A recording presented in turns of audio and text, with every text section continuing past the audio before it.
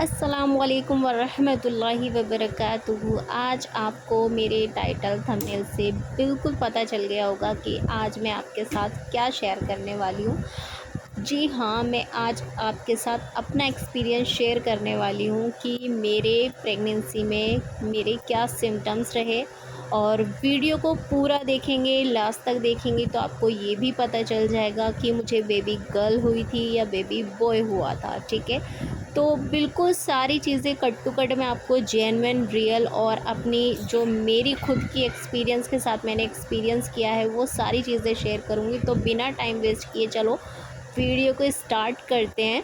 और मैं आपको 5 ऐसे पॉइंट बताऊंगी बिल्कुल सही, जिससे आपको पता लग जाएगा कि आपको बेबी बॉय होने वाला है या बेबी गर्ल होने वाली है। ठीक है, तो सबसे पहला पॉइंट जो मेरा रहेगा वो पॉइंट है वॉमिट। तो मेरे को जो वॉमिट की प्रॉब्लम रही थी वो पूरे 5 महीने तक रही। 5 मंथ तक मैंने प्रेगनेंसी में वॉमिट की प्रॉब्लम को फेस किया और मैं कुछ भी अच्छे से नहीं खा पाती थी, अच्छे से डाइजेस्ट नहीं होता था। ठीक है, तो अब मैं आपको बताऊंगी कि जो मेरा सेकंड पॉइंट है वो है कि मेरे को मीठा खाने का मन करता था या फिर तीखा खाने का मन करता था, कैसा मेरा मन करता। तो मेरा जो सेकंड पॉइंट है वो है कि मैंने अपनी प्रेगनेंसी में दबा के खट्टा और तीखा खाया है।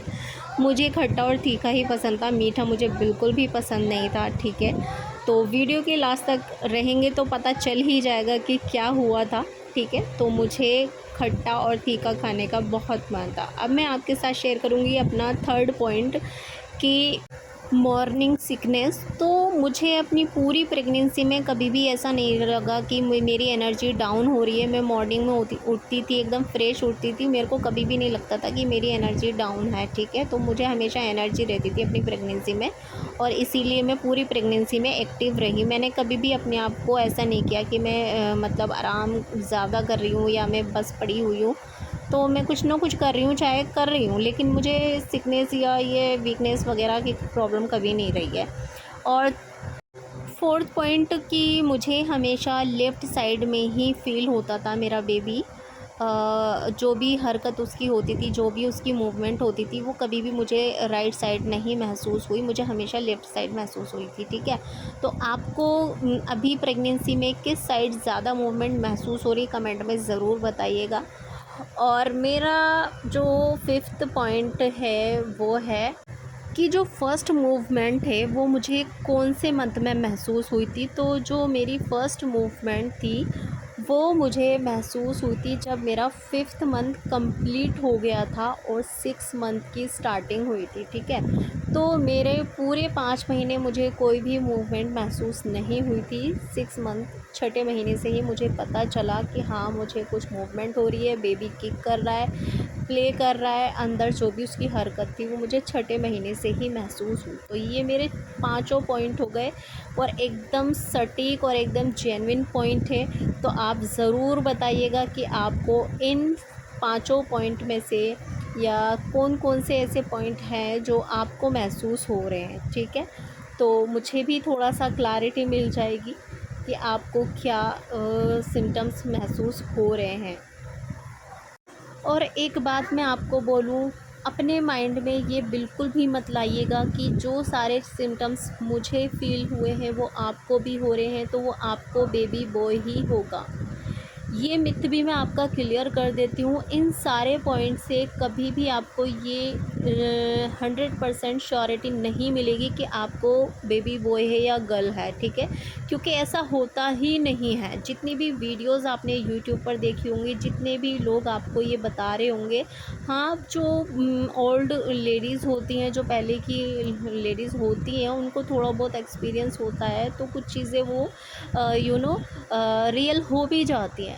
बट डॉक्टर के हिसाब से मैं आपको बताऊँ ना, तो ये आपको नहीं पता होता है कि आपको बेबी गर्ल है या बॉय है, चाहे आपको मेरे जैसे सिम्टम्स हो रहे हों या फिर कुछ और सिम्टम्स हो रहे हों। तो ये तो हमारा जो अल्लाह है वही जानता है कि आपको बेबी गर्ल है या बेबी बॉय है। तो इन सारी चीज़ों पर आप टेंशन मत लो।